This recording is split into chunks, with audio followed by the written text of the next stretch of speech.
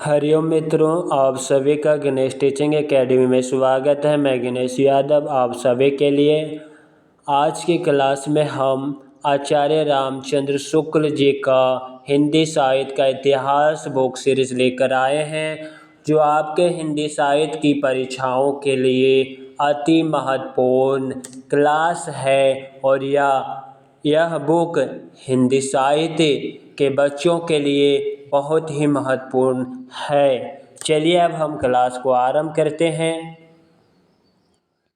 सबसे पहले हम प्रथम संस्करण का वक्तव्य देखेंगे।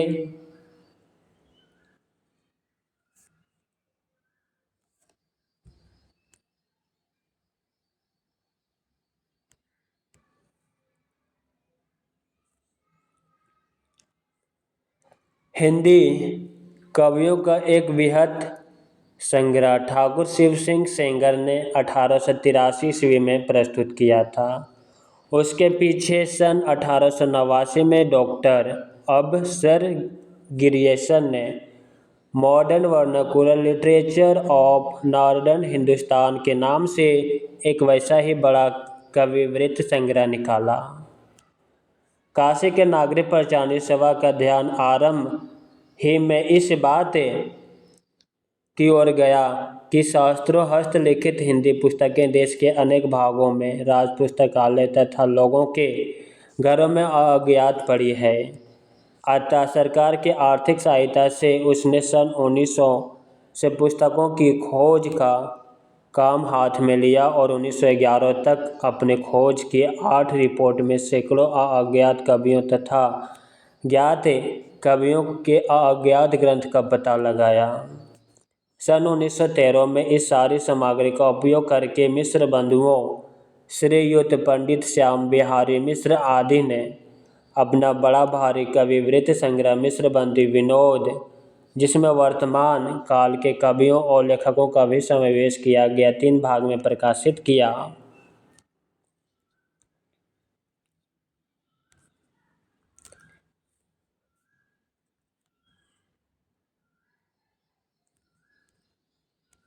इधर जब से विश्वविद्यालय में हिंदी की उच्च शिक्षा का विधान हुआ, तब से उनके साहित्य के विचार श्रृंखलाबद्ध इतिहास की आवश्यकता का अनुभव छात्र और अध्यापक दोनों कर रहे थे। शिक्षित जनता की जिन जिन प्रवृत्तियों के अनुसार हमारे साहित्य स्वरूप में जो जो परिवर्तन होते आए, जिन जिन प्रभावों की प्रेरणा से काव्य धारा की भिन्न भिन्न शाखाएं फूटती रही, उन सबके समग्र निरूपण तथा उनकी दृष्टि से हुए सुसंगत काल विभाग के बिना साहित्य के इतिहास का सच्चा अध्ययन कठिन दिखाई पड़ता था। 700-800 वर्ष की संचित ग्रंथ राशि सामने लगी हुई थी, पर ऐसी निर्दिष्ट सारणियों की उद्भावना नहीं हुई जिसके अनुसार सुगमता से इस प्रभुत्व सामग्री का वर्गीकरण होता। भिन्न भिन्न शाखाओं के हजारों कवियों की केवल कालक्रम से गुथी उपयुक्त वृत्तमालाएं साहित्य के इतिहास के अध्ययन में कहाँ तक सहायता पहुँचा सकती थी। सारे रचना काल को केवल आदि, मध्य, पूर्व, उत्तर इत्यादि खंडों में आँख मूंदकर बांट देना या भी नहीं ना देखना कि काल खंड के भीतर क्या आता क्या नहीं, किसी वृत्त संग्रह को इतिहास नहीं बना सकता।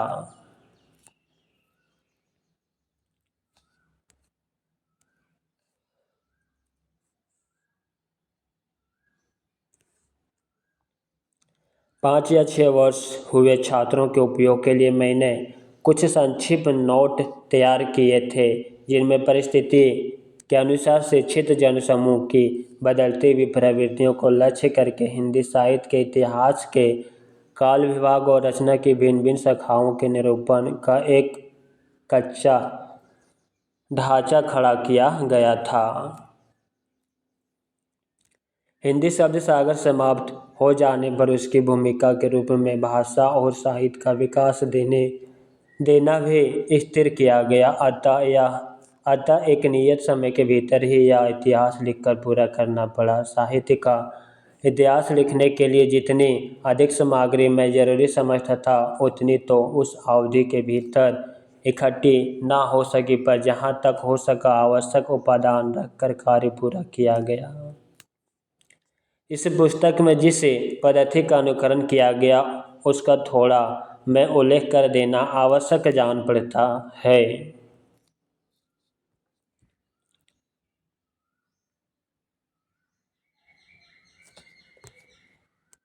पहले काल विभाग को लीजिए।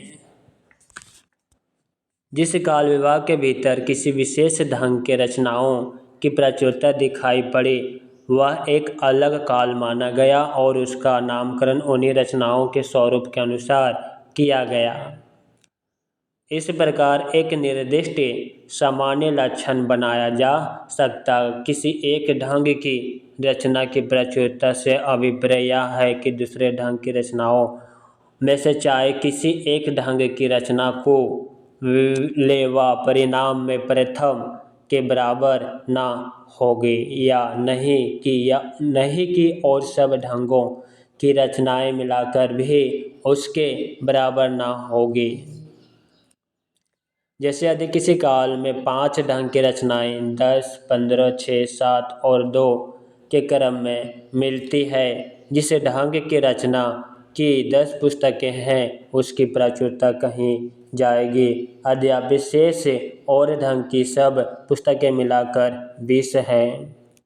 यह तो हुई पहली बात। दूसरी बात है ग्रंथों की प्रसिद्धि। किसी काल के भीतर जिस एक ही ढंग के बहुत अधिक ग्रंथ प्रसिद्ध चले आते हैं उस ढंग की रचना उस काल के लक्षण के अंतर्गत मानी जाएगी, चाहे और दूसरे ढंग की अप्रसिद्धि और साधारण कोटि की बहुत सी पुस्तकें भी इधर उधर कोने में पड़ी मिल जाया करें। प्रसिद्धि भी किसी काल की लोक प्रवृत्ति की प्रतिध्वनि है। सारांश यह है कि इन दोनों बातों की ओर ध्यान रखकर काल विभाग का नामकरण किया गया है। आदिकाल का नाम मैंने वीरगाथा काल रखा। उक्त काल के भीतर 2 प्रकार की रचनाएं मिलती है, अपभ्रंश की और देश भाषा बोलचाल की। अपभ्रंश की पुस्तकों में कई तो जैन के धर्म तत्व निरूपण संबंधी है जो साहित्य की कोटि में नहीं आती और जिनका उल्लेख केवल यह दिखाने के लिए ही किया गया है कि अपभ्रंश भाषा का व्यवहार कब से हो रहा था। साहित्य की कोटि में आने वाली रचनाओं में कुछ तो भिन्न भिन्न विषयों पर फुटकर दोहे हैं जिनके अनुसार उस काल की कोई विशेष प्रवृत्ति निर्धारित नहीं की जा सकती है। साहित्यिक पुस्तकें केवल 4 हैं। पहला विजय बाल रसो, दूसरा हमीर रसो, तीसरा कीर्ति लता और चौथा कीर्ति पताका।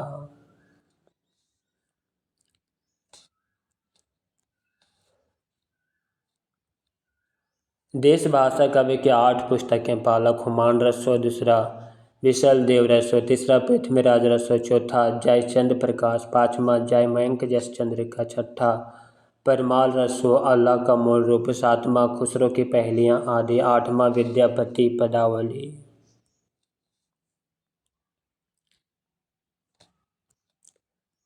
इन्हीं 12 पुस्तकों की दृष्टि से आदिकाल का लक्षण निरूपण और नामकरण हो सका। इनमें से अंतिम 2 तथा विशल देवरसों को छोड़कर शेष सब ग्रंथ वीरगाथात्मक है। अतः आदिकाल का नाम वीरगाथा काल ही रखा जा सकता है, जिसका सामाजिक या राजनीतिक परिस्थितियों की प्रेरणा से वीरगाथाओं की प्रवृत्ति रही उस समग्र निरूपण पुस्तक में कर दिया गया है। मिस्र बंधुओं ने इस आदिकाल के भीतर इतनी पुस्तकों की और नामावली दी है। पहला भागवत गीता, दूसरा वृद्ध नवकार, तीसरा वर्तमाल, चौथा सामंतसार, पांचवा पतल्ले, छठा अन्य योग, सातवां जम्मू स्वामी रास, आठवां रेवंत गिरिरास, नौवां नेमिनाथ चौपाई, 10वां उपदेशमाला उपदेशमाला। इनमें से नंबर 1 तो पीछे की रचना जैसे कि इसकी भाषा से स्पष्ट है। तो ही दिन कथा कीन मन लाई, हरि के नाम गीत चित आई। सुमिर गुरु गोविंद के पाओ, आगम अपार है जाकर नाऊ।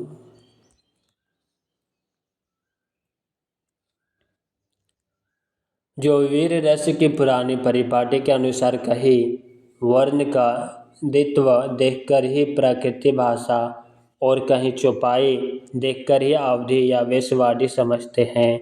जो भाव को ठाट और विचार को फीलिंग कहते हैं, वे आदि उद्धत पद्यों को संवत 1000 के क्या संवत 500 भी बताए तो कोई आश्चर्य की बात नहीं। पुस्तक की संवत सूचक पंक्ति या पंक्ति का यह गड़बड़ पाठ ही सावधान करने के लिए काफ़ी है। शास्त्र और संपूर्ण जाना। अब रही शेष 9 पुस्तकें, उनमें से नंबर 2, 7, 9 और 10 जैन धर्म के तत्व निरूपण पर है और साहित्य कोटि में नहीं आ सकती। नंबर 6 योग की पुस्तक है।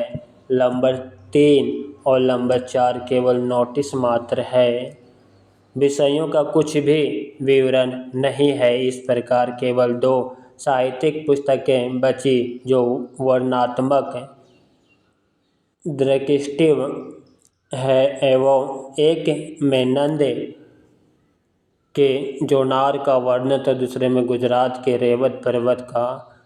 अतः इन पुस्तकों की नामावली से मेरे निश्चय में किसी प्रकार का अंतर नहीं पड़ सकता। यदि ये भिन्न भिन्न प्रकार की 9 पुस्तकें साहित्यिक भी होती तो मेरे नामकरण में कोई बाधा नहीं डाल सकती थी, क्योंकि मैंने 9 प्रसिद्ध वीरगाथात्मक पुस्तकों का उल्लेख किया है।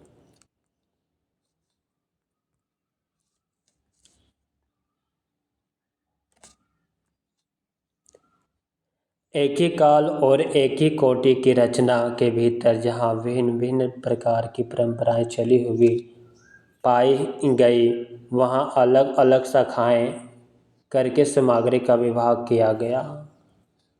जैसे भक्ति काल के भीतर पहले तो 2 काव्य धाराएं निर्गुण धारा और सगुण धारा निर्दिष्ट की गई। फिर प्रत्येक धारा की 2-2 शाखाएं स्पष्ट रूप से लक्षित हुई। निर्गुण धारा की ज्ञानाश्रयी और प्रेम मार्गी सूफी शाखा तथा सगुण धारा की राम भक्ति और कृष्ण भक्ति शाखा। इन धाराओं और शाखाओं की प्रतिष्ठाएं ही मनमाने के ढंग पर नहीं की गई, उनकी एक दूसरे से अलग करने वाली विशेषताएं अच्छी तरह दिखाई भी गई और देखते ही ध्यान में भी आ जाएगी। रीतिकाल के भीतर रीतिबद्ध रचना की जो परंपरा चली है, उसका उपविभाग करने का कोई संगत आधार मुझे नहीं मिला। रचना के स्वरूप आदि में कोई स्पष्ट भेद निरूपण किए बिना विभाग कैसे किया जा सकता है। किसी काल विस्तार को लेकर यही पूर्व और उत्तर नाम देकर 2 हिस्सों कर डालना ऐतिहासिक विभाग नहीं कहला सकता है। जब तक पूर्व और उत्तर के अलग अलग लक्षण न बताए जाए, तब तक इस प्रकार के विभाग का कोई अर्थ नहीं। इस प्रकार के थोड़े थोड़े अंतर पर होने वाले कुछ प्रसिद्ध कवियों के नाम पर अनेक काल बांध चलने के पहले यह दिखाना आवश्यक है कि प्रत्येक काल प्रवर्तक कवि का यह प्रभाव उसके काल में होने वाले सब कवियों के सामान्य रूप में पाया जाता है। विवाह का कोई पुष्ट आधार होना चाहिए। रीतिबद्ध ग्रंथों की बहुत गहरी छानबीन और सूक्ष्म पर्यालोचना करने पर आगे चलकर शायद विभाग का कोई आधार मिल जाए, पर अभी तक मुझे नहीं मिला।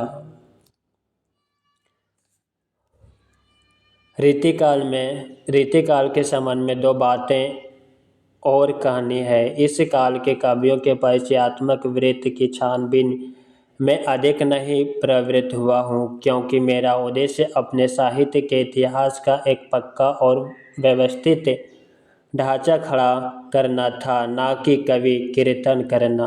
अतः कवियों के परिचयात्मक विवरण मैंने प्रायः मिश्र बंधु विनोद से ही लिए। कहीं कुछ कवियों के विवरण और परिवर्तन और परिष्कार भी किया, जैसे ठाकुर दीनदयाल गिरी, राम सहाय और रसिक गोविंद के विवरण में।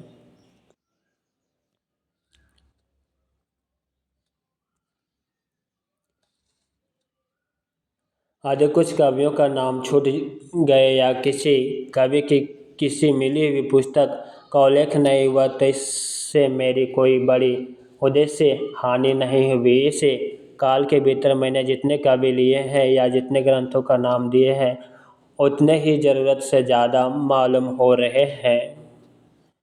रीतिकाल या और किसी काल के कवियों की साहित्यिक विशेषताओं का संबंध मैंने जो संक्षिप्त विचार प्रकट किए वे दिग्दर्शन मात्र के लिए है। इतिहास की पुस्तक में किसी कवि की पूरी क्या अधूरी आलोचना भी नहीं आ सकती।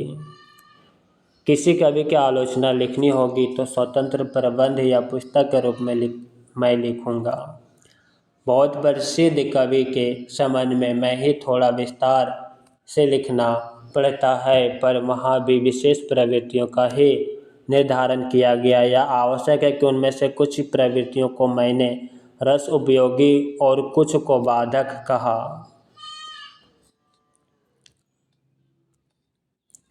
आधुनिक काल में गद्य का आविर्भाव सबसे प्रधान साहित्यिक घटना इसलिए उसके प्रसार का वर्णन विशेष विस्तार के साथ करना पड़ा। मेरे विचार इस थोड़े से काल के बीच हमारे साहित्य के भीतर जितनी अनेक रूपता का विकास हुआ उनके आरंभ तक लाकर उसमें आगे की प्रवृत्तियों का सामान्य और संक्षिप्त उल्लेख करके ही छोड़ देने का था, क्योंकि वर्तमान लेखकों और कवियों के संबंध में कुछ लिखना अपने सिर एक बला मोल लेना ही समझ पड़ता था। पर जी ना मानना वर्तमान सहयोगी तथा उनकी अमूल्य कृतियों का उल्लेख भी थोड़े बहुत विवेचन के साथ डरते डरते किया गया।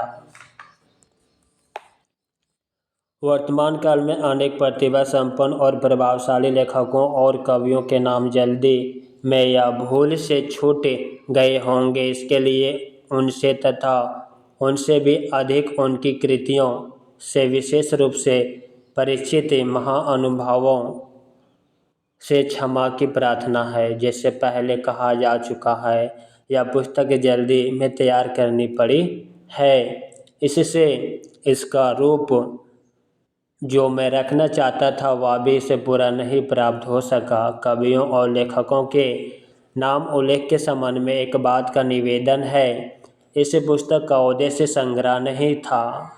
इससे आधुनिक काल के अंतर्गत सामान्य लक्षणों और प्रवृत्तियों के वर्णन की ओर ही अधिक ध्यान दिया गया। अगले संस्करण में इस काल का प्रसार कुछ और अधिक हो सकता है। कहने की आवश्यकता नहीं कि हिंदी साहित्य का यह इतिहास हिंदी शब्द सागर की भूमिका के रूप में हिंदी साहित्य का विकास नाम से सन 1929 में जनवरी महीने में निकल चुका है।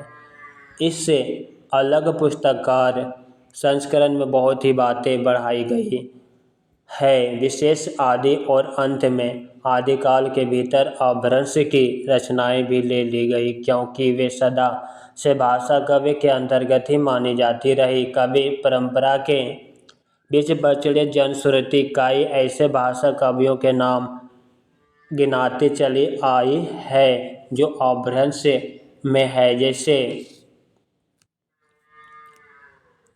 कुमार पाल चरित्र और सरांगधर कृत हमें रसों का पता नहीं है, पर प्राकृत पिंगल सूत्र उलटते पलटते मुझे हमीर के युद्धों के वर्णन वाले कई बहुत ही ओजस्वी पद छंदों के उदाहरण में मिले।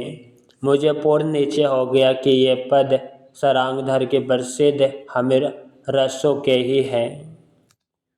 आधुनिक काल के अंतर्गत वर्तमान काल की कुछ विशेष प्रवृत्तियों के वर्णन को थोड़ा और प्लवित इसलिए करना पड़ा जिससे उन प्रवृत्तियों के मूल्य का ठीक ठीक पता केवल हिंदी पढ़ने वालों को भी हो जाए और वे धोखे में न रहकर स्वतंत्र विचार में सामर्थ्य हो।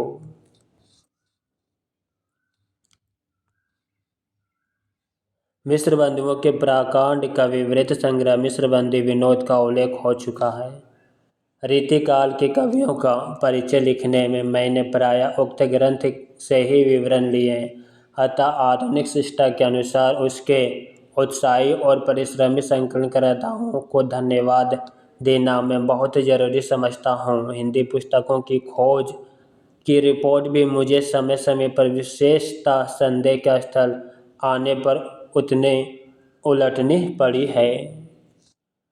राय साहब, बाबू श्याम सुंदर दास B.A. की हिंदी कोविद रत्नमाला, श्रीयुत पंडित राम नरेश त्रिपाठी की कविता कौमुदी तथा श्री वियोगी हरि जी के ब्रज माधुरी सार से बहुत कुछ सामग्री मिली, अतः उक्त तीनों महाअनुभवों के प्रति मैं अपनी कृतज्ञता प्रकट करता हूँ। आधुनिक काल के प्रारंभिक प्रकरण लिखते समय जिस कठिनता का सामना करना पड़ा उसमें मेरे बड़े पुराने मित्र पंडित केदारनाथ पाठक ही काम आए, पर न आज तक मैंने उन्हें किसी बात के लिए धन्यवाद दिया, न अब देने की हिम्मत कर सकता हूँ। धन्यवाद को वे आजकल की एक बदमाशी समझते हैं।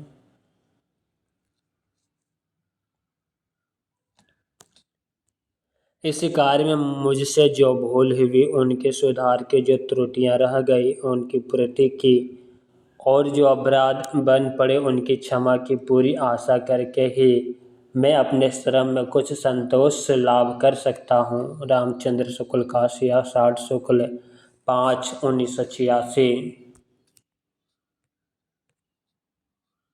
संशोधित और प्रवर्तित संस्करण के संबंध में दो बातें।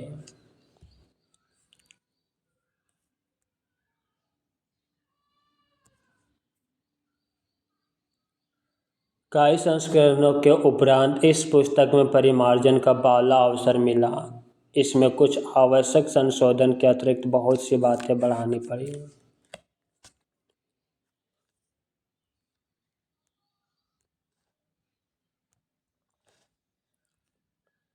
आदिकाल के भीतर व्रज यानी सिद्धों और नाथपंथी योगियों की परंपराओं का कुछ विस्तार के साथ वर्णन यह दिखाने के लिए करना पड़ा कि कबीर द्वारा परिवर्तित निर्गुण संत मत के प्रचार के लिए किस प्रकार उन्होंने पहले से रास्ता तैयार कर दिया था। दूसरा उद्देश्य यह स्पष्ट करने का भी था कि सिद्धों और योगियों की रचनाएं साहित्य कोटि में नहीं आती और योग धारा काव्य का या साहित्य की कोई धारा नहीं मानी जा सकती।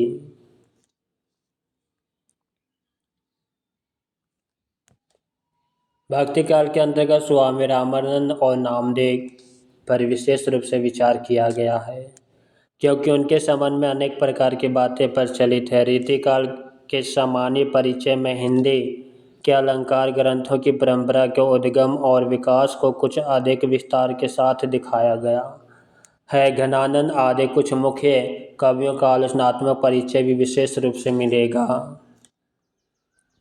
आधुनिक काल के भीतर खड़ी बोली के गद्य का इतिहास इधर जो कुछ सामग्री मिली है उसकी दृष्टि से एक नए रूप में सामने लाया गया। हिंदी के मार्ग में जो जो विलक्षण बाधाएं पड़ी है उनकी भी सविस्तार उल्लेख है।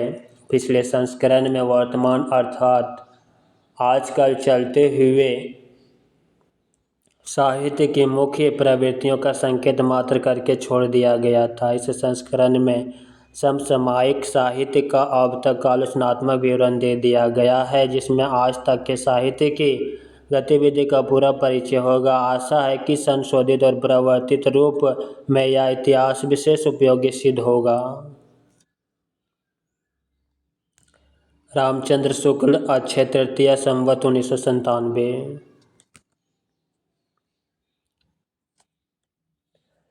अब हम काल विभाग को देखते हैं।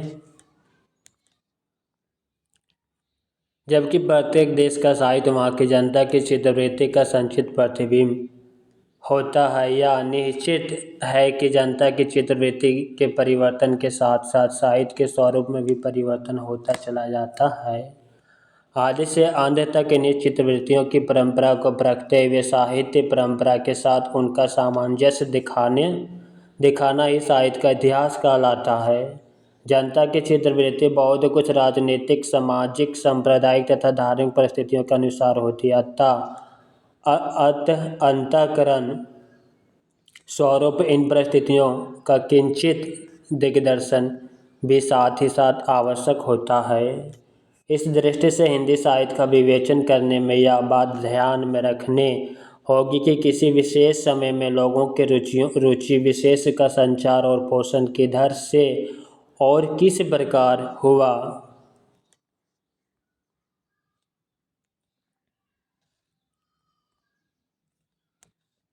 उपायुक्त व्यवस्था के अनुसार हिंदी साहित्य में 900 वर्षों के इतिहास के 4 कालों में विभक्त कर सकते हैं। पहला आदिकाल, जिसे वीरगाथा काल भी कहा जाता है, संवत 1050 से 1375। पूर्व मध्यकाल भक्तिकाल, संवत 1375 से 1700। उत्तर मध्यकाल रीतिकाल, संवत 1700 से 1900। आधुनिक काल गद्यकाल, संवत 1900 से 1984।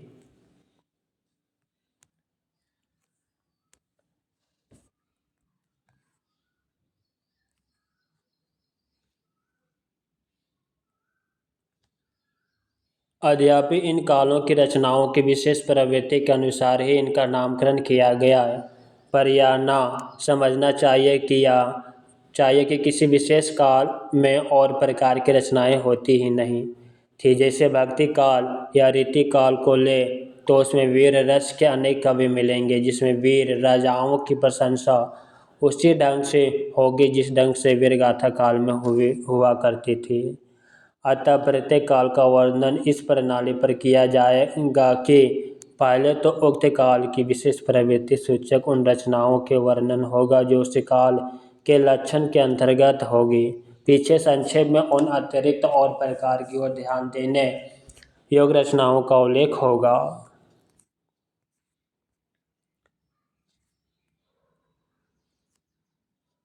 आदिकाल प्रकरण 1 सामान्य परिचय, अर्थात आदिकाल के प्रकरण 1 देखेंगे जिसके अंतर्गत सामान्य परिचय दिया गया है।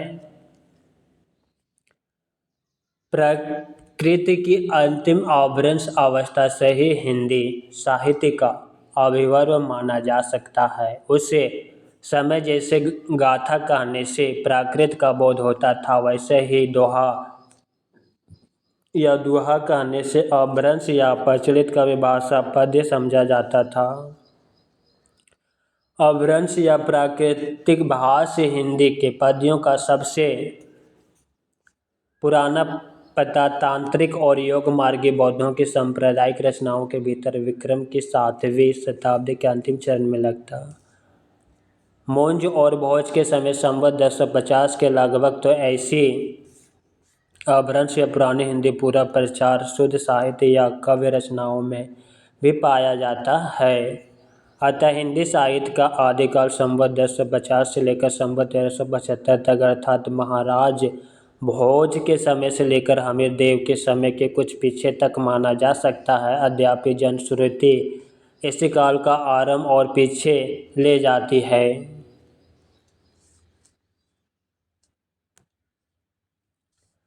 संवत 770 में भोज का पूर्व पुरुष राजा मान के सभासद पुष्य नामक किसी बंदीजन का दोहा में एक अलंकार ग्रंथ लिखना बताती है। देव शिवसिंह सरोज, पर इसका कहीं कोई प्रमाण उपलब्ध नहीं है। आदिकाल की इस दीर्घ परंपरा के बीच प्रथम 150 वर्ष के भीतर तो रचना की किसी विशेष प्रवृत्ति का निश्चय नहीं होता। धर्म, नीति, श्रृंगार, वीर सब प्रकार की रचनाएं दोहे में मिलती है। इस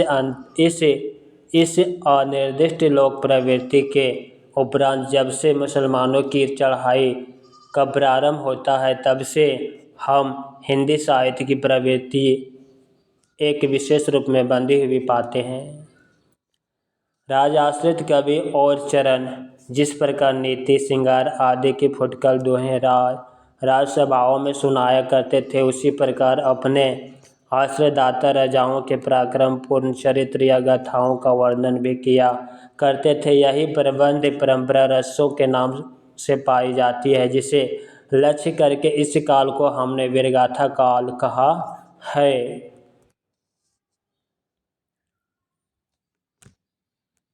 दूसरी बात इस काल के संबंध में ध्यान देने की यह है कि इस काल की जो साहित्यिक सामग्री प्राप्त है उसमें कुछ तो असंदिग्ध और कुछ संदिग्ध है।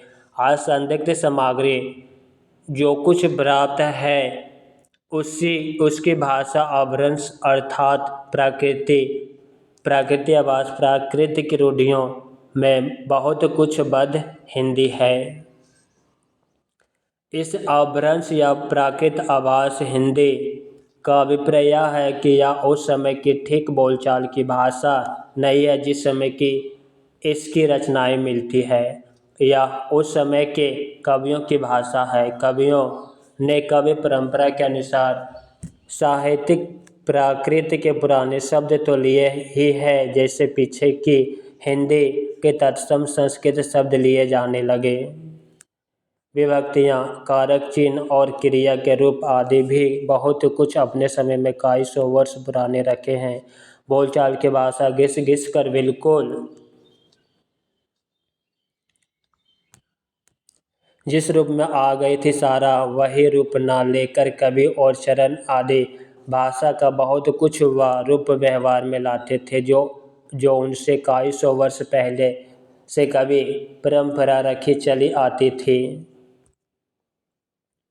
अपभ्रंश के जो नमूने हमने पद्यों में मिलते हैं वे उस काव्य भाषा के हैं जो अपने पुरानेपन के कारण बोलने की भाषा से कुछ अलग बहुत दिनों तक आदिकाल के अंत क्या उसके कुछ पीछे तक पोथियों में चलती रही। विक्रम की 14वीं शताब्दी के मध्य में एक और पुरानी परंपरा के कोई कवि संभवतः सारंगधर हामेर की वीरता का वर्णन ऐसी भाषा में कर रहे थे।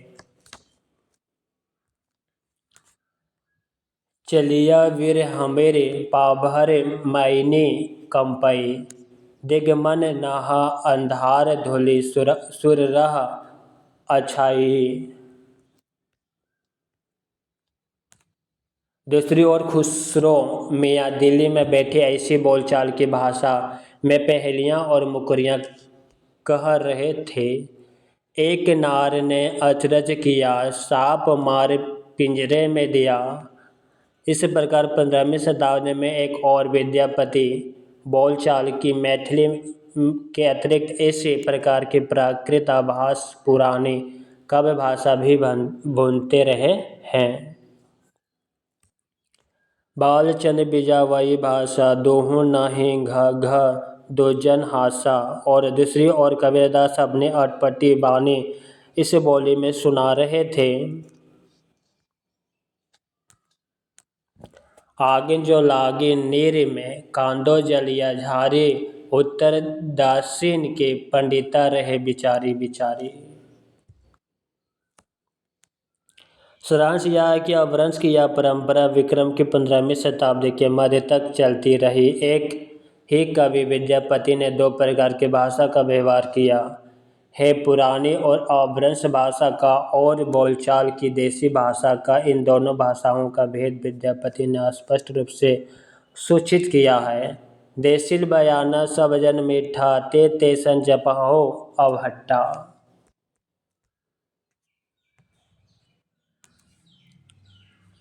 अर्थात देसी भाषा बोलचाल की भाषा सबको मीठी लगती है, इससे वैसा ही अपभ्रंश देसी भाषा मिला हुआ। मैं कहता हूँ कि विद्यापति ने अपभ्रंश से भिन्न प्रचलित बोलचाल की भाषा को देसी भाषा कहा, अतः हम भी इसी अर्थ में इस शब्द का प्रयोग कहीं कहीं आवश्यकता अनुसार करेंगे। इस आदिकाल के प्रकरण में पहले हम अपभ्रंश की रचनाओं का संक्षिप्त उल्लेख करके तब देसी भाषा की रचनाओं का वर्णन करेंगे।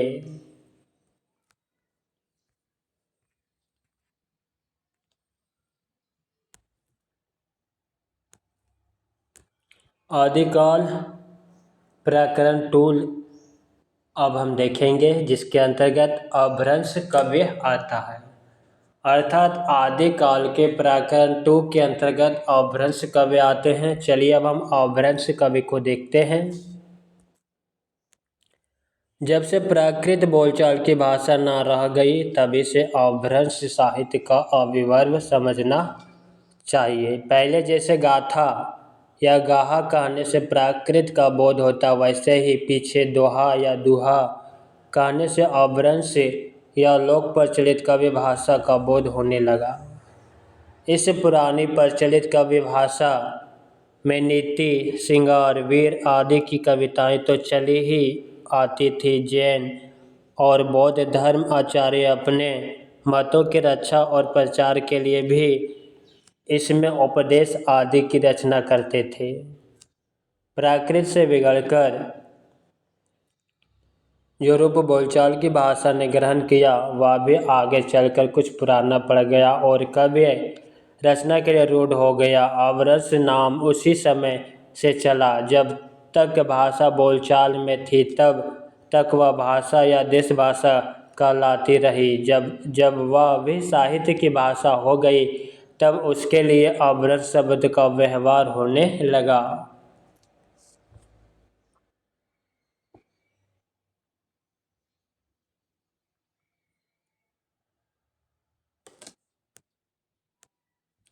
भरत मुनि विक्रम की 3री शताब्दी में इसका जन्म हुआ। भरत मुनि ने अपभ्रंश नाम ना देकर लोक भाषा को देश भाषा ही कहा है। वर रुचि के प्राकृत प्रकाश में भी अपभ्रंश का उल्लेख नहीं है। अपभ्रंश नाम पहले पल्लवी के राजा धारसेन द्वितीय के शिलालेख में मिलता है, जिसमें उसने अपने पिता गुसेन विक्रम संवत 650 से पहले को संस्कृत, प्राकृत और अपभ्रंश तीनों का कवि कहा। बमहा विक्रम 7वीं शती ने भी 3 भाषाओं का उल्लेख किया है। बाण ने हर्ष चरित्र में संस्कृत कवियों का साथ भाषा कवियों का भी उल्लेख किया है। इस प्रकार अपभ्रंश या प्राकृत भाषा हिंदी में रचना होने का पता हमें विक्रम की 7वीं शती से मिलता है। उस काल की रचना के नमूने बौद्धों की वज्रायनी शाखा के सिद्धों की कृतियों के बीच मिलते हैं। संवत 990 में देव सेन नामक एक जैन ग्रंथकार हुए, जिन्होंने विश्रावकाचार नामक की एक पुस्तक दोहा में बनाई थी, जिसकी भाषा अपभ्रंश का अधिक प्रचलित रूप लिए हुए हैं। जैसे जो जिन शासन बसियहूँ सो मई कहियहूँ सारू, जो पलई सई भाऊ करी सो सरी पवहि पारू। इन्हीं देवसेन ने दब साहवा पायस द्रव्य स्वभाव प्रकाश नामक एक और ग्रंथ दोहा में बनाया था, जिसका पीछे से माइल धवल ने गाथा या साहित्य के प्राकृत में रूपांतरण किया। इसके पीछे तो जैन कवियों की बहुत सी रचनाएं मिलती है, जैसे श्रुति पंचमी कथा, योगसार, जैसे हर चरित्र, नए कुमार चरहूँ इत्यादि। ध्यान देने की बात यह है कि चरित्र काव्य या आख्यान काव्य के लिए अधिकतर चौपाई दोहे की पद्धति ग्रहण की गई है। पुष्पदंत संवत 1029 के आदि पुराण और उत्तर पुराण चौपाइयों में है। उसी काल के आसपास जसहर चरहूँ यशधर चरित्र भी चौपाइयों में रचा गया है। जैसे बेनु धवले ने सायडू की हलहि वेनु जीवैन देहु की चलई, वेनु जीवैन मोख को पवहि तुम्हारी सू की अपही आवड। चौपाई दोहे की यह परंपरा हम आगे चलकर सूफियों की प्रेम कहानियों में, तुलसी की रामचरित्र मानस में तथा छत्र प्रकाश ब्रजविलास सबल सिंह चौहान के महाभारत इत्यादि अनेक आख्यान कवियों में पाते हैं। बौद्ध धर्म विकृत होकर वज्रायन संप्रदाय के रूप में देश के पूर्वी भागों में बहुत दिन से चला आ रहा था। इन बौद्ध तांत्रिकों के बीच वामाचार अपनी चरम सीमा को पहुंचा। ये विहार से लेकर आश्रम तक फैले थे और सिद्ध कहलाते थे।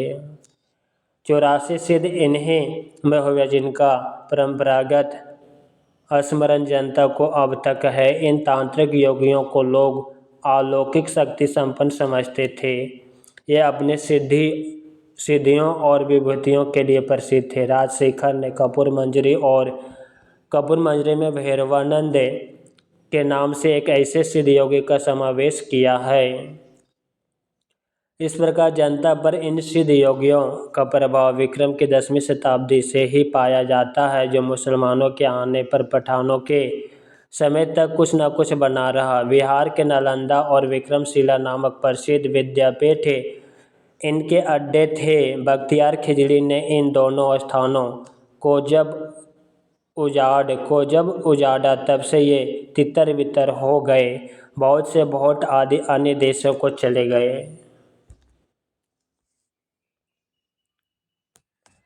चौरासी सिद्धों का नाम ये है: हेलुहिप्पा, नीलप्पा, विरूपा, डोम्भिप्पा, सबरिप्पा, सरहप्पा, कंकालिप्पा, मीनप्पा, गोरछप्पा, चोंगरिप्पा, विनप्पा, शांतिप्पा, तंतिप्पा, चमरिप्पा, खडगप्पा, नागा अर्जुन कन्हप्पा, कर्णरिप्पा, थगनप्पा, नरोप्पा, सिलप्पा, तिलोप्पा, अजनगप्पा, छत्रप्पा, भद्रप्पा, दोखंदीप्पा, अजोगिप्पा, कलप्पा, धोबिप्पा, कंकनप्पा, कमरिप्पा, डोंगिप्पा, भादिप्पा, तंधोप्पा, कुकारिप्पा, कुचिप्पा, धर्मप्पा, महिप्पा, आचितिप्पा, भलप्पा, नलिनप्पा, भूसुकुप्पा, इंद्रभूति, मेकोप्पा, कुंठालिप्पा, कमरिप्पा, जलंधरप्पा, राहुलप्पा, घरोरिप्पा, धोकरिप्पा,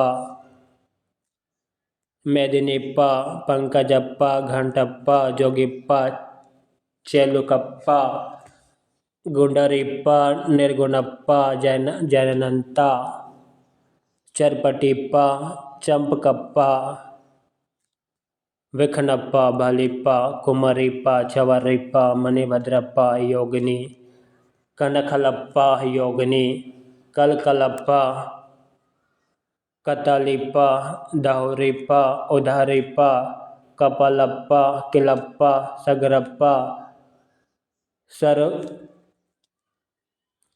सरभछप्पा, नागबोधिप्पा, दरिकप्पा, पुतलिप्पा, पनहप्पा, कोकलिप्पा, अनगप्पा, लक्ष्मीकारा योगिनी, समुदप्पा, भलिप्पा। ये सभी 84 सिद्ध हैं।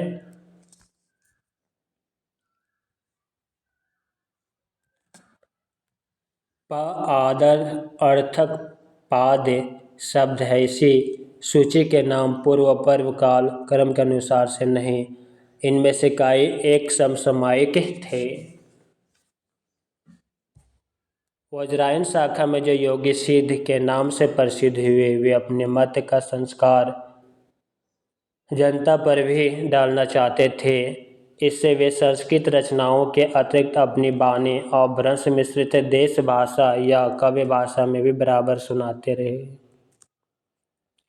उनकी रचनाओं का एक संग्रह पहले मामा हरप्रसाद शास्त्री ने बंगला अक्षरों में बोधगान व दोहा नाम से निकाला था। पीछे त्रिपिटक आचार्य राहुल संस्कृत्यायन जी भोट देश में जाकर सिद्धों और बहुत सी रचनाएं लाए। सिद्धों में सबसे पुराने सरहा सरोज वज्र भी नाम है, जिनका काल डॉक्टर विनयतोष भट्टाचार्य ने विक्रम संवत 690 निश्चित किया है। उनकी रचना के कुछ नमूने नीचे दिए जाते हैं।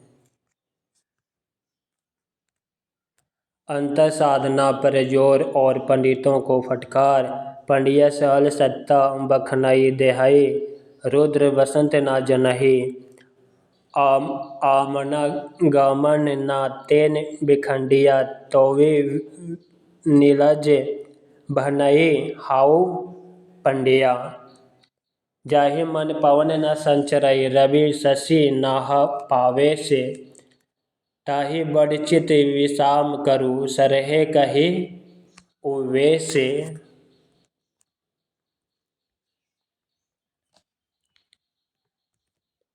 घोर अंधारे चंदमणि जिमि उजहुँ करहि, परम महासु एखु कने दुरिया आशेष हरहि, जीवनताहि जो नाउ जरई, सो अजरामर होई, गुरु उपयसे विमलमयि सो पर धरना कोई, दक्षिण मार्ग छोड़कर वाम मार्ग ग्रहण का उपदेश, नादन विंदुन रवि नाश सिमंडल, चिराहु सहाबे मुकल।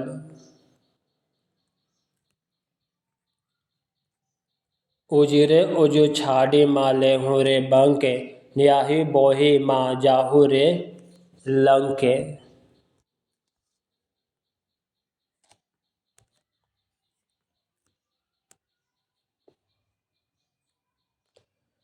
लुहिपा या लुहिपा संवत 830 के आसपास के गीतों से कुछ उदाहरण। काया तरिवर पहुँची विडाल, चंचल चिये पैठो काल, दिट करिया महासुह परिमान, लोई बनहि गुरु पुछिया जान। भावना होई अभाव ना जाई, आइस सबों को पति आई, लोई बनहि बट दुलखा विनन, तियि धये विलसई ओह लागेन। बृहस्पति संवत 900 के लगभग की वर्णी प्रेरित अंतर्मुख साधना की पद्धति देखिए। सहजे थिर करि वरुनि साधा,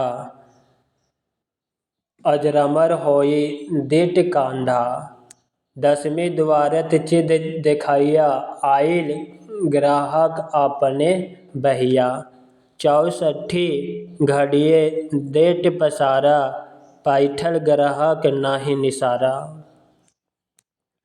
कनप्पा संवत 900 के उपरांत की वाणी के कुछ खंड नीचे उद्धृत किए जाते हैं।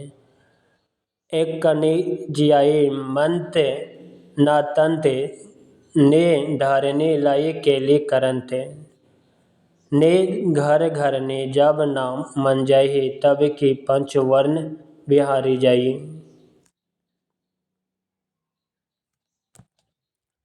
झिमि लोन विलजई पनियहि, तिमि धरनी लई चित, समरस जई तखने जई पुनु ते सम नितत। ब्रज आर्यों की योग तंत्र साधनाओं में मध्य तथा स्त्रियों का विशेषता डोमिनी राज के आदि का अवध सेवन एक आवश्यक अंग था। सिद्ध कनप्पा डोमिनी का आह्वान गीत इस प्रकार गाते हैं। नगर बहिरे डोंभी तो हरि कुंडिया छई, छोई जाई सो बाहम नडिया।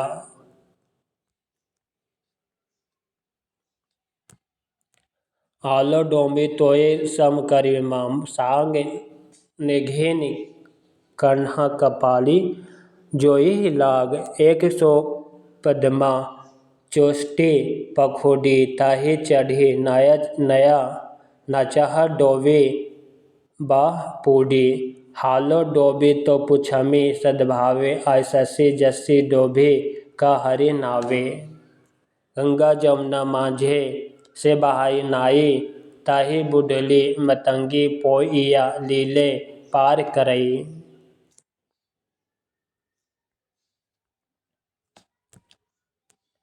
बहतु डोभी बाहुल डोभी भाटता भल उधारा सदगुरु पाए जाई पुनुह जिन उरा। काया नवाडी खाटी मन करियाल सदगुरु आने दहार पतवाल। चिया थिर करि गाहुरे नाई अन उपायो पार न जाई।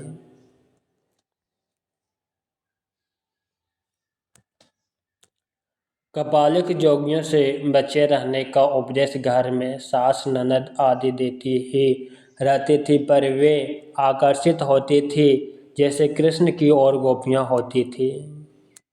राग देश मोलाइये छार परम वेख लवै मोतिहार। मरिया सासु ननद घरे साली महा मरिया कन्हा भाईल कबाली। ठोडा घट के भीतर का विहार देखिए नाडी शक्ति दिया धरिया खड्डे अनहा डमरू बजाए वीर नादे। कन्हा कपाली जोगी पैठ अचारे दही नयारी विहरई एकारे।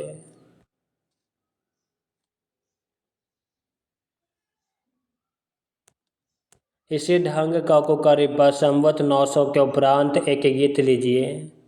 ससुरी नींद गेल बाहुडी जगह कनेत चोर निकल गई मगहा।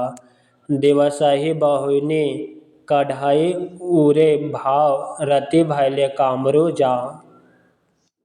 रहस्य मार्गियों की सामान्य प्रवृत्ति के अनुसार सिद्ध लोग अपनी वाणी को ऐसी पहेली के रूप में भी रखते थे जिसे कोई विरला ही बूझ सकता है। सिद्ध तंतिपा की अटपटी वाणी सुनिए।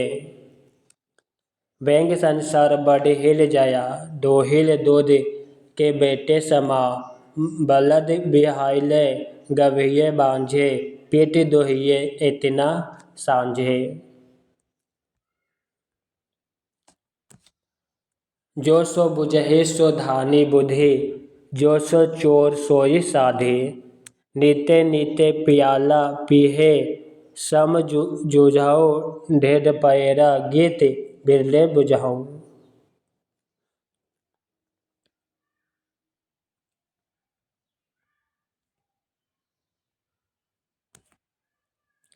बौद्ध धर्म में जब तांत्रिक रूप धारण किया तब उसके 5 ध्यान बुद्धा और उसकी शक्तियों के अतिरिक्त अनेक बोधिसत्वों की भावना की गई जो सृष्टि का परिचालन करते हैं। वज्रायन में आकर महासुखवाद का प्रवर्तन हुआ। प्रज्ञा और उपाय के योग से इस महासुख दशा की प्राप्ति मानी गई। इसे आनंद स्वरूप ईश्वर तत्व ही समझिए। निवारण के 3 अव्यय ठहराए गए शून्य विज्ञान और महासुख।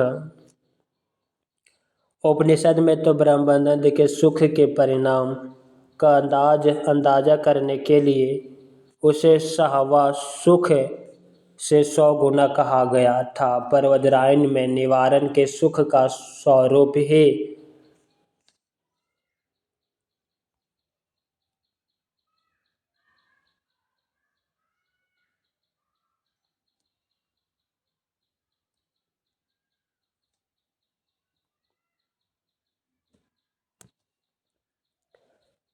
सहवास सुख के समान बताया गया। शक्तियों के सहित देवताओं के युगनग्न स्वरूप भी की भावना चली और उनकी नग्न मूर्तियां सहवास की अनेक असली मुद्राओं में बनने लगी जो कहीं कहीं अब भी मिलती है।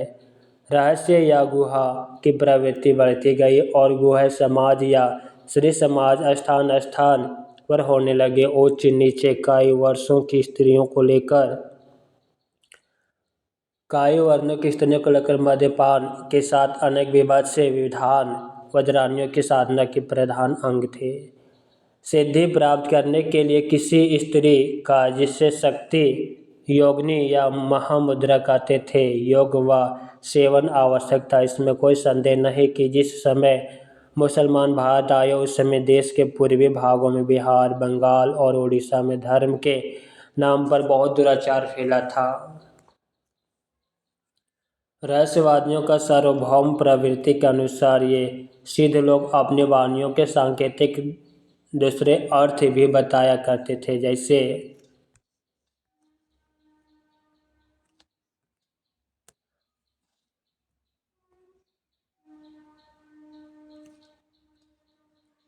काया तरुवर पंचविडाल।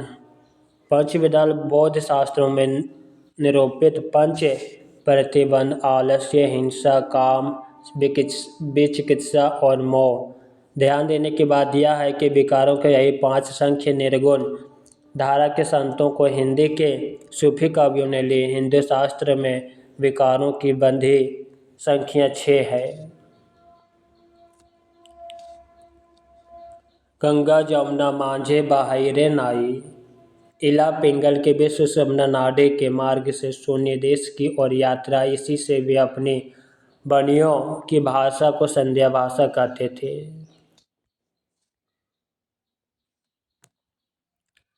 ऊपर उद्धृत थोड़े से वचनों से ही इसका पता लग सकता है कि इन सिद्धों द्वारा किस प्रकार के संस्कार जनता के इधर उधर बिखरे गए थे। जनता की श्रद्धा शास्त्रज्ञ विद्वानों पर से हटाकर अंतर्मुख साधना वाले योगियों पर जमाने का प्रयत्न सराहा के इस वचन घट में ही बुद्ध है या नहीं जानता आगमन को भी खंडित नहीं किया, तो भी निर्लज कहता है कि मैं पंडित हूँ। मैं स्पष्ट झलकता है कि यहाँ पर समझ रखना चाहिए कि योग मार्गी बौद्धों ने ईश्वर तत्व की भावना कर लिए थे। प्रत्यय आत्मवेद्यो भगवान उपमा वर्जिता प्रभु, सर्वज्ञ सर्वव्यापी चकत्तर हत्तर जगतपति श्रीमान वज्र सत्व सो व्यक्त भाव प्रकाशक ए व्यक्त भाव अनुगत तत्व सिद्धि दरिकप्पा की शिष्य सहज योगिनी चिंता कृत्य।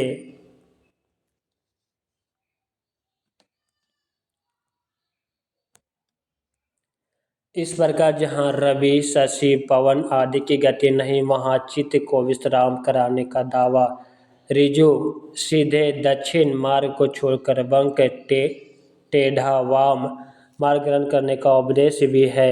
सीधे कन्नप्पा कहते हैं कि जब तक अपनी गृहिणी का उपभोग ना करेगा तब तक पंचवर्ण स्त्रियों के साथ विहार क्या करेगा। वज्रायन में महासुख का दशा बतलाई गई, जिसमें साधक शून्य में इस प्रकार विलीन हो जाता है जिस प्रकार नमक पानी में। इस दशा का प्रतीक खंडा करने के लिए युगनद स्त्री पुरुष का आलिंगन वध जोड़ा की भावना की गई है। कन्नप्पा का यह वचन कि जिमी लोन बिली जई पानी, यही तिमी घरनी लई चित, इस सिद्धांत का द्योतक है। कहने की आवश्यकता नहीं कि कौल, कपालिक आदि इन्हीं वज्रानियों से निकले। कैसा ही शुद्ध और सात्विक धर्म हो, गृहस्थ और रहस्य के प्रवेश व किसी प्रकार विकृत और पाखंडपूर्ण हो जाता है। वज्रायन इसका प्रमाण है। गोरखनाथ के नाथ पंथ का मूल भी बौद्धों की ही वज्रायन शाखा है। 84 सिद्धों में गोरखनाथ गोरक्षप्पा भी गिन लिए गए हैं, पर यह स्पष्ट है कि इन्होंने अपना मार्ग अलग कर लिया। योगियों की सिंधु शाखा ने वज्रायनियों के अश्लील और विभत्स विधान से अपने को अलग रखा। यद्यपि शिव शक्ति की भावना के कारण कुछ श्रृंगारमयी वाणी भी नाथ पंथ में किसी ग्रंथ जैसे शक्ति संगमतर में मिलती है। गोरख ने पतंजलि के उच्च लक्ष्य ईश्वर प्राप्ति को लेकर हठ योग का प्रवर्तन किया। वज्रायन सिद्धों का लीला क्षेत्र भारत का पूर्वी भाग था। गोरख ने अपने ग्रंथ का प्रचार देश के पश्चिमी भागों में राजपूताने और पंजाब में किया। पंजाब में नमक के पहाड़ के बीच बालनाथ योगी का स्थान बहुत दिनों तक प्रसिद्ध रहा। जैसे कि पद्मावत में बालनाथ का टीला आया है।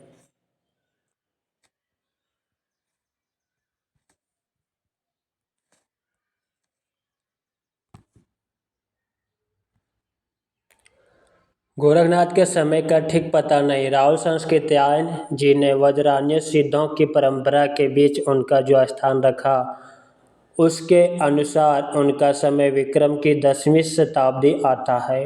उनका आधार वज्रान्य सिद्धों की एक पुस्तक रत्नाकर जोपम कथा है, जिसके अनुसार मीननाथ के पुत्र मच्छेंद्र नाथ कामरूप के मछुआरे थे और चरपट टिप्पा के शिष्य होकर सिद्ध हुए थे। पर सिद्धों की अपनी सूची में राहुल संस्कृत्यायन जी ने ही मच्छेंद्र को जालंधर का शिष्य लिखा, जो परंपरा से प्रसिद्ध चला आता है। गोरखनाथ के गुरु मच्छेंद्र नाथ थे, यह तो प्रसिद्ध ही है। संस्कृत्यायन जी ने मीननाथ या मीनप्पा को पालवंशी राजा देवपाल के समय में अर्थात संवत 900 के आसपास माना। यह समय उन्होंने किस आधार पर स्थिर किया पता नहीं। यदि सिद्धों की उक्त पुस्तक में मीनप्पा के राजा देवपाल के समय का होना उल्लेख है, तो वे उसकी ओर विशेष रूप से आकर्षित करते हैं। 84 सिद्धों के नाम से हेरफेर होना बहुत संभव है।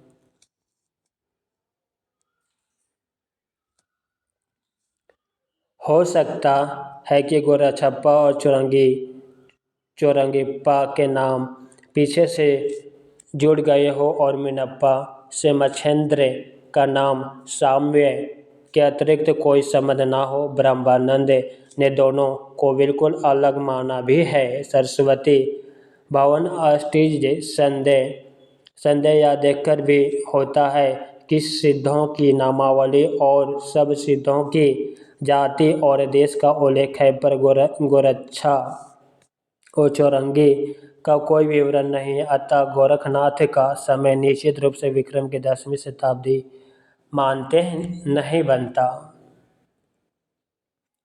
महाराष्ट्र में संत ज्ञानदेव जो अलाउद्दीन के समय संवत 1358 में थे, अपने को गोरखनाथ किसी से परंपरा में कहा। यह परंपरा इसका क्रम से बताई है। मित्रों, आज की क्लास यहीं पे समाप्त करते हैं। क्लास कैसा लगा कमेंट बॉक्स में अवश्य लिखिएगा।